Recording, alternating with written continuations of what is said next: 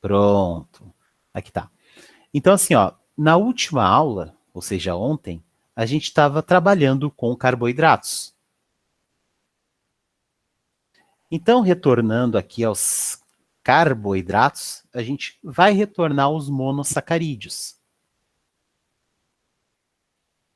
Então, o que são os monossacarídeos? Só relembrando, são as unidades estruturais dos sacarídeos. Então, nós temos três tipos principais: os aminoaçúcares, os desoxiaçúcares e os açúcares ácidos. Os aminoaçúcares ocorrem quando a gente tem a substituição de uma das hidroxilas por um grupo amino. Então, se eu tenho a substituição no formato cíclico, né, no anel, ali no formato em anel, de uma hidroxila por um nitrogênio, ou algum grupo que tenha nitrogênio e essa ligação ocorra através do nitrogênio, eu tenho aminoaçúcares. Agora, se eu tiver um açúcar e esse açúcar perdeu uma hidroxila, e no lugar dessa hidroxila entrou uma metila, entrou um hidrogênio, entrou uma etila, uma isopropila, uma terquibutila, etc., eu tenho um desoxiaçúcar. Por que desoxi? Porque eu reduzi o meu açúcar retirando uma hidroxila. Por isso que é desoxi, eu estou tirando uma oxidação. Eu estou reduzindo o nível de oxidação daquele açúcar. Isso faz vocês lembrarem, por exemplo, o DNA, que é o ácido desoxirribonucleico. Ou seja, eu tenho uma ribose que perdeu uma hidroxila e no lugar dessa hidroxila entrou um hidrogênio. Por isso que é um desoxirribo, ou uma desoxirribose. E nós temos os açúcares ácidos. Quando uma dessas hidroxilas, de preferência a hidroxila do carbono 6, ela é oxidada. A hidroxila do carbono 6 ela é oxidada a uma aldoxila e posteriormente a uma carboxila, formando o ácido carboxílico. Ou seja, no açúcar eu tenho uma estrutura de ácido carboxílico. Então, essas são as três variações de monossacarídeos que a gente pode ter com heteroátomos ligados. Nós também podemos ter açúcares fosfatados, que são o início de qualquer reação dentro dos ciclos presentes em nosso corpo. Nós também temos açúcares sulfatados, onde a gente vai ter sulfato ligado, a gente vai ter enxofre ligado a eles. Hoje a gente vai ver um monte. E a gente também tem açúcares, tanto sulfatados, quanto ácidos, quanto aminoaçúcares, que eles também vão servir para indicativo de compatibilidade com alguma coisa. E isso vocês vão até lembrar coisas que estão acontecendo na atualidade que vão ser referenciados a isso. Certo? Então, continuando. Então, simbologia de monossacarídeos. Então, aqui, ó, nós temos um exemplo de um açúcar ácido, que é o beta-D-glicuronato, ou GLCA. Ó, cadê o GLCA? Aqui. Então, essa daqui é a forma que se tem para identificar, através de um desenho esquemático, o sacarídeo, o monossacarídeo, presente naquela estrutura. Lembrando que, se eu tenho um polissacarídeo do tipo alfa-1, 4, eu tenho reserva de alimento, reserva de energia. Se eu tenho beta-1, 4, eu tenho estrutural, eu tenho um composto que forma uma estrutura. Só relembrando. Então, assim, ó, a gente tem N-acetil exosaminas, ou seja, eu tenho uma hexose Nessa hexose eu tenho uma amina, e nessa amina eu tenho ligado um grupo acetil. Então, esses nomes eles já são autoexplicativos. Certo? Ó, mas percebam que eu tenho tanto alfa quanto beta, que é a mesma estrutura. Ó, exatamente a mesma estrutura. Daí vocês devem estar se perguntando, ah, mas e o hidrogênio aqui? O hidrogênio ali não precisa aparecer. E eu tendo a mesma estrutura, ó, só pela diferença de posição, um tá para cima, para fora do plano, outro tá para dentro do plano, já tem um nome totalmente diferente. E esse nome totalmente diferente já é o suficiente para a gente dar um outro nome, só pela posição de estar diferente, e também vai ser responsável por outras características dentro do teu sacarídeo. Por exemplo, o iduronato, ou alfa-L-duronato, ele vem do ácido hidurônico, que ele é uma variante da galactose.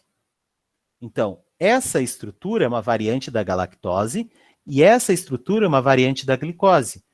Aqui nessa nota, tanto é que eu estou deixando bastante tempo para quando vocês pausarem o vídeo, vocês conseguirem anotar, e também isso aqui tem no Leninger, então vocês podem correr atrás do Leninger em busca dessa tabela, vocês vão ver que cada desenho e cada cor representa uma coisa.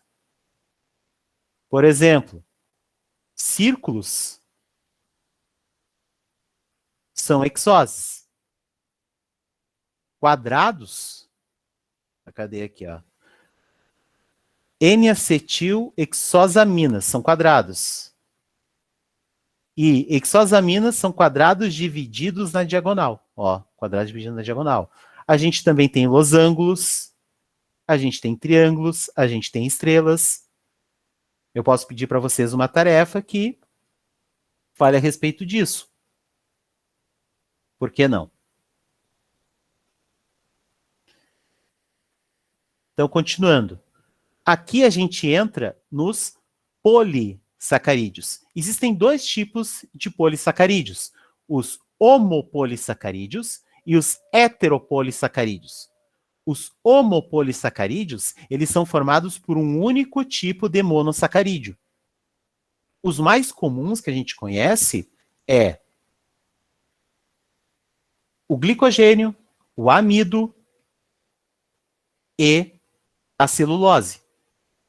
A quitina também, se eu não me engano. E a gente tem os heteropolissacarídeos, onde a gente pode ter apenas dois tipos de monômeros, ou a gente pode ter vários tipos de monômeros e ainda com ramificações. Então, vamos começar a ver com a reserva de energia, reserva de alimento que tem o nosso corpo, que é o glicogênio. O glicogênio, através da glicogênio-sintase, que é uma enzima, é produzido, né? E ele é um polímero de subunidades de glicose, que é ligado por alfa-1, 4. Ou seja, eu tenho aqui o alfa-1, 4. Alfa-1, 4. E sempre assim. Observem que essas ligações sempre são na posição para.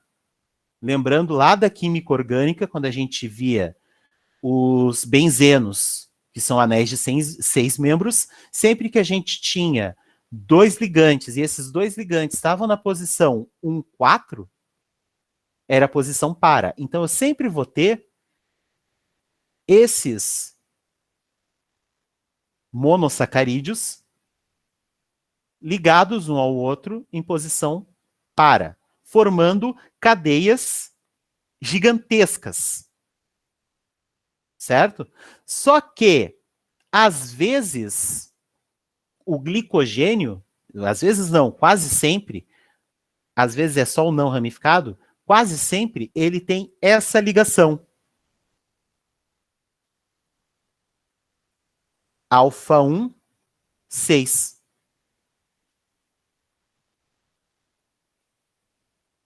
Quando eu tenho esse alfa-1, 6, ó, 1, 2, 3, 4, 5, 6, sempre que eu tenho esse alfa-1, 6, alfa-1, 6, eu vou começar a ter uma outra ramificação. Se a gente for olhar o glicogênio, ele tem cada molécula de glicogênio tem de 8 a 12 resíduos, ou seja, 8 a 12 ramificações. Então, eu vou ter uma base principal da estrutura do polímero, do polissacarídeo, com ramificações. Essas ramificações servem para você ter uma estrutura mais densa e que ocupe menor espaço. Para dessa forma a gente ter uma reserva de energia. Agora, se a gente for observar dentro do corpo das plantas, a gente tem o amido, que a gente tem a amilose, que o amido é dividido em amilose e amilopectina. A amilose são cadeias longas não ramificadas. Então, a amilose apresenta somente esse aspecto. Já a amilopectina, ela é altamente ramificada. Então, a gente vai encontrar um homopolissacarídeo ramificado. Ambos estão presentes no amido.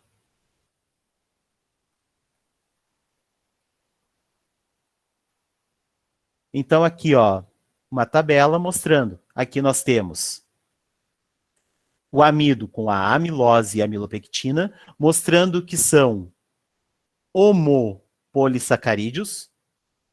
Ó, relembrando, homopolissacarídeos.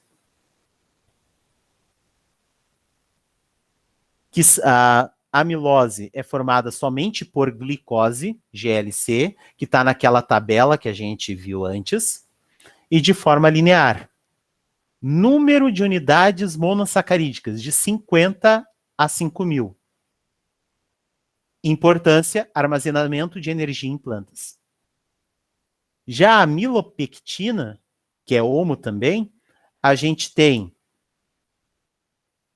uma cadeia principal, formada somente de glicose, que tem até 10 nas 6 unidades estruturais, ou seja, pensa em unidade estrutural, é na casa do 1.000.000, ou seja, é uma macromolécula, tanto é que a gente consegue ver. E a gente tem as ramificações, sempre que aparecer alfa-1, 6, é uma ramificação de glicose a cada 20 a 30 resíduos. Ou seja, entre cada 20 a 30 estruturas, entre a cada 24 a 30 estruturas, eu vou ter um resíduo, ou seja, eu vou ter uma subdivisão, uma ramificação, onde eu vou ter mais glicose indo em outra direção, como se fosse galhos de uma árvore. E esses dois são responsáveis pelo armazenamento de energia em plantas. Já o glicogênio, a gente tem uma cadeia principal de até 50.000 unidades de monossacarídeo, então é uma macromolécula também, onde a cada 8 a 12 unidades eu tenho uma ramificação e armazenamento de energia em células bacterianas e animais. A celulose, observem a diferença. Enquanto esses dois que são reserva apresentam ligação alfa-1, 4, a celulose e a quitina apresentam ligação beta-1, 4. Ou seja, eu vou ter um enantiômero do alfa-1 e esse enantiômero, ou beta, do alfa, né? Alfa-D-glicose. Daí eu vou ter o beta-D-glicose, que é o enantiômero que vai fazer essas ligações e vai ter a aplicabilidade estrutural, ou seja, eu vou aplicar ela como estrutura celular, paredes celulares de plantas. A quitina, a mesma coisa, só que ao invés de ser glicose, a gente tem um glicoamino, né? Acetil, ou seja, eu tenho um grupo acetil ligado no grupo nitrogênio numa glicose. Qual glicose? A beta-D-glicose, que é muito grande e também tem uma função estrutural, onde em insetos, aranhas, crustáceos, e apresenta grande rigidez, principalmente em citoesqueletos ou a exoesqueletos. Aqui a gente tem a dextrana, que é homo, ou seja, tem apenas glicose com ramificações. Só que aqui, ó, observem que aqui a gente tem basicamente ramificações e ramificações no carbono 6 do ciclo e no carbono 3 do ciclo. Tem vários tamanhos e são de estrutura em bactérias.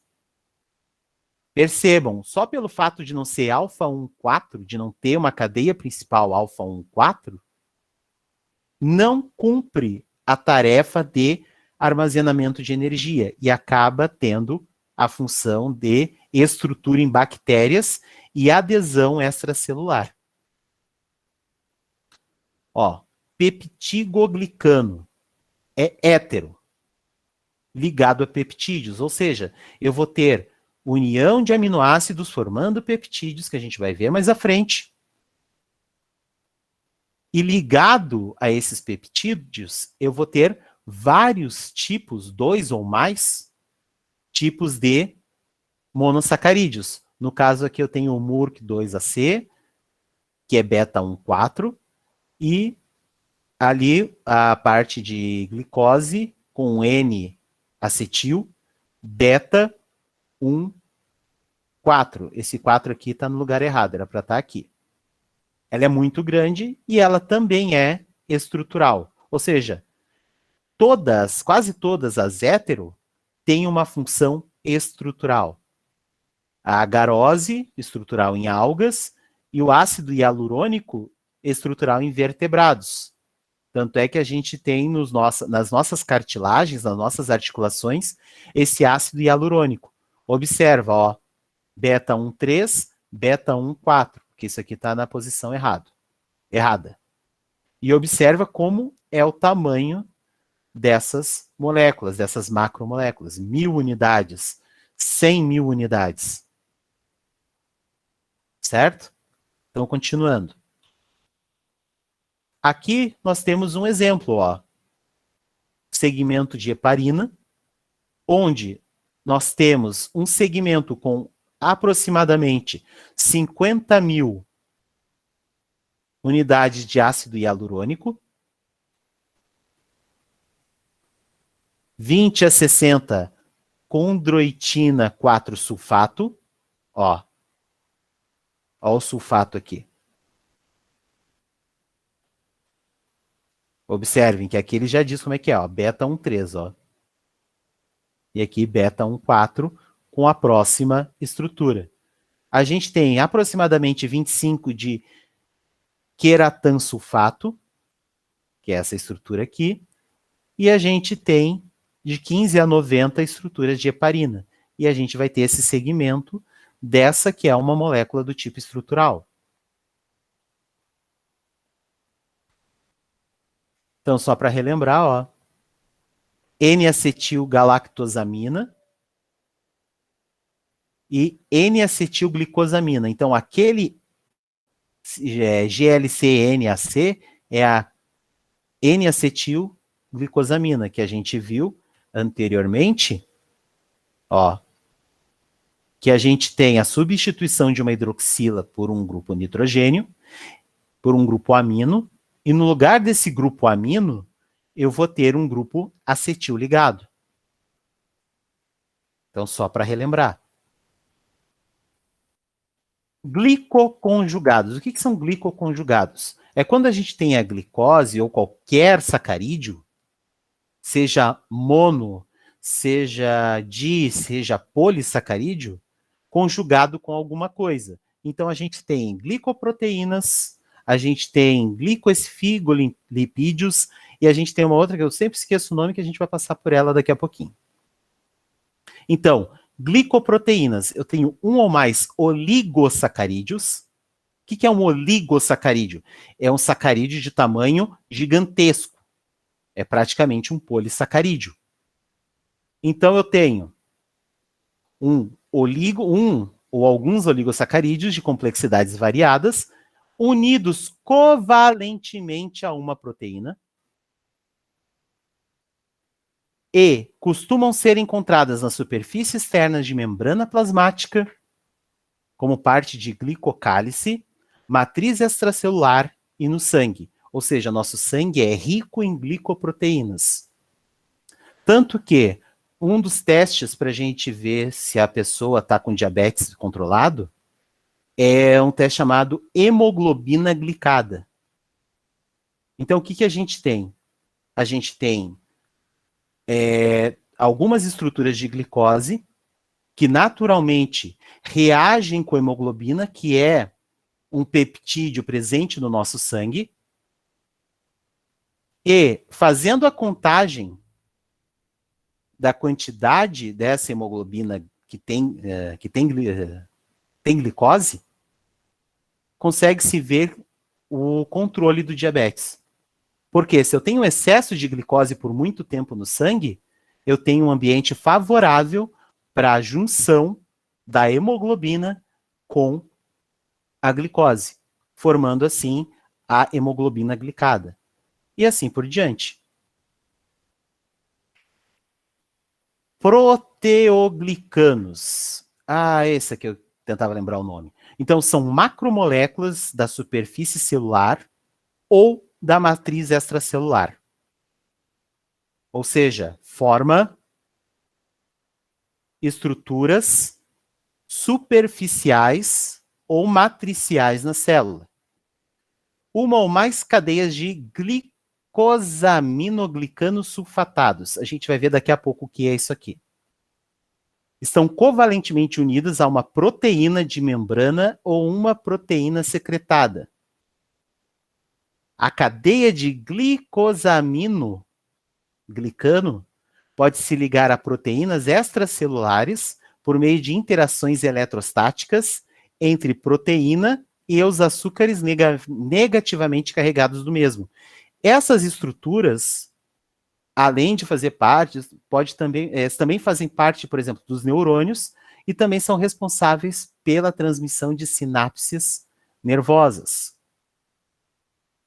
Então, alguns glicosaminoglicanos sulfatados que existem é o ácido hialurônico, que não é sulfatado, que a gente encontra basicamente em tecido conjuntivo. O queratansulfato, que é sulfatado, que a gente encontra em cartilagem, córnea, disco intervertebral, heparansulfato, heparina, encontrada em grânulos mastócidos, fígado, pulmão e pele, o condroitino 4-sulfato, condroitino 6-sulfato e dermatansulfato. Isso daqui tem no Lehninger. Então, vocês conseguem ver a estrutura deles e também ver a funcionalidade deles dentro do livro do Lehninger. E os glicoesfingolipídios. É basicamente o quê? Eu tenho uma glicose ligada a um esfingolipídio, que é um tipo de lipídio que a gente vai ver na semana que vem. Geralmente são componentes da membrana plasmática, nos quais o grupo hidrofílico, que é a parte glico da cabeça, é um oligosacarídeo. Vocês lembram, quando vocês viram na química orgânica, quando a gente trabalhava com ácidos graxos, ou ácidos carboxílicos de cadeia longa, nós tínhamos uma cabeça polar, ou hidrofílica, e uma cauda apolar, que era hidrofóbica. Então, a mesma coisa ocorre aqui.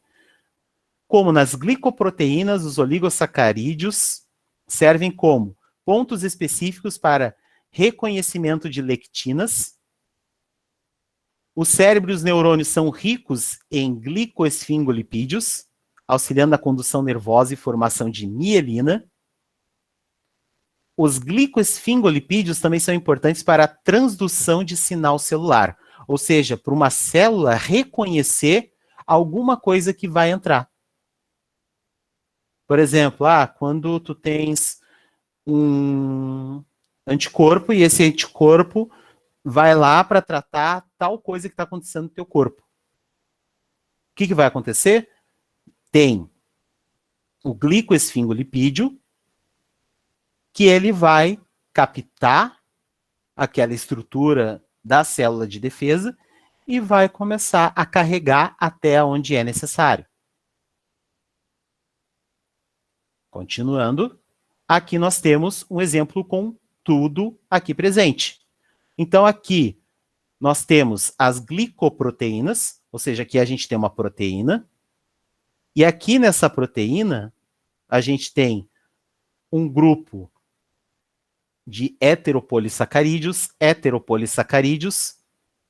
Aqui eu diria que está mais para homopolissacarídeos, com apenas 2 pedaços de N-acetil glicosamina.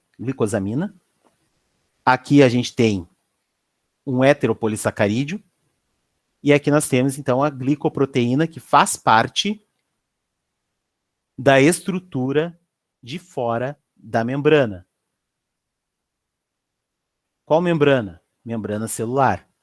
Aqui a gente tem o proteoglicano, que a gente tem uma proteína gigantesca, e aqui a gente tem grupos tipo heparansulfato, sulfato de condroitina, que são ligados geralmente a grupo serina.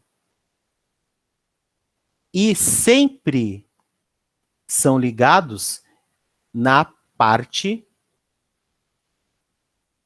Deixa eu só ver se eu me lembro. Um deles é ligado no grupo amino e outro é no grupo carboxílico da proteína. Mas isso aí a gente vai ver quando a gente trabalhar com aminoácidos e proteínas. Já os glicoesfingolipídios, a gente tem uma estrutura que é apolar, uma cauda apolar, uma cauda hidrofóbica, que vai ficar no meio da membrana celular, e isso aqui a gente pode ver que é uma membrana fosfolipídica. E nessa membrana fosfolipídica, o lipídio fica no meio, e a parte esfingolipídica fica aqui no meio. E a parte do glicoesfingolipídio fica na parte de fora, que é para o reconhecimento de estruturas. Mas os carboidratos, eles também servem como moléculas informativas. Então aqui eu tenho um leucócito. Esse leucócito, eu tenho uma glicoproteína. E essa glicoproteína vai se ligar à selectina P. Ó, se liga aqui. E à medida que ela se liga, ela vai se conectando a outros glicocálices que a gente tinha visto antes. Até chegar aqui no sítio da inflamação, onde ela se faz necessária. Então é basicamente isso que eu tinha falado para vocês. Vocês se lembram de algum vírus que tem uma estrutura de ação parecida? Vocês já ouviram falar dele? Tá na moda.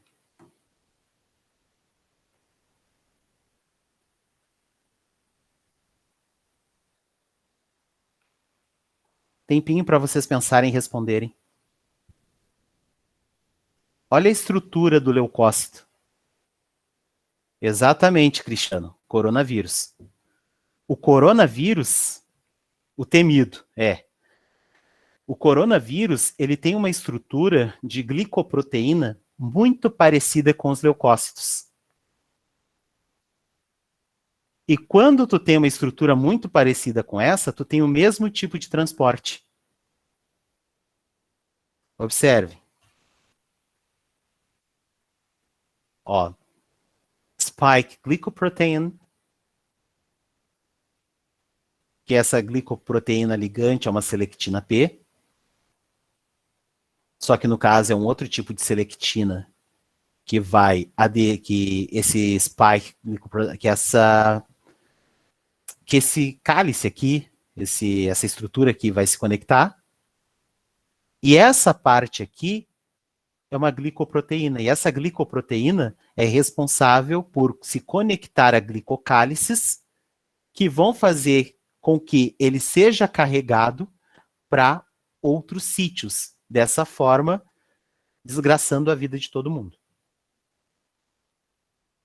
E era só isso que a gente tinha para ver de carboidratos. Hoje a aula foi até bem mais curta, então agora a gente pode tirar as dúvidas.